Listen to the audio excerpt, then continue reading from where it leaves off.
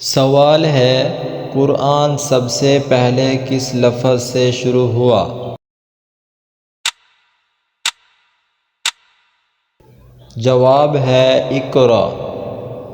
سوال ہے، قرآن کس زبان میں نازل ہوا؟ جواب ہے عربی۔ سوال ہے، قرآن میں دل کیوں اہم ہے؟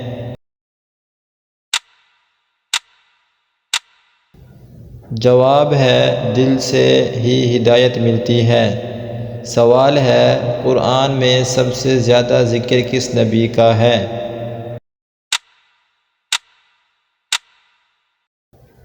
جواب ہے حضرت موسیٰ۔ سوال ہے، قرآن میں نیند کو کیا کہا گیا؟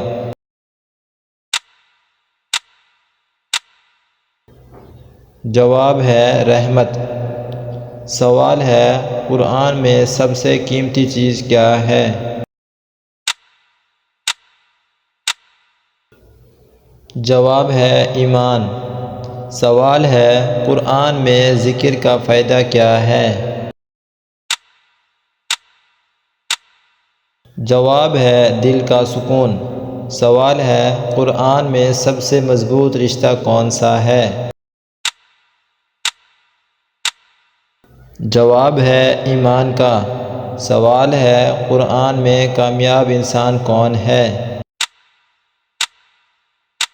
جواب ہے نیک عمل والا۔ سوال ہے، قرآن میں سب سے بڑی نعمت کیا ہے؟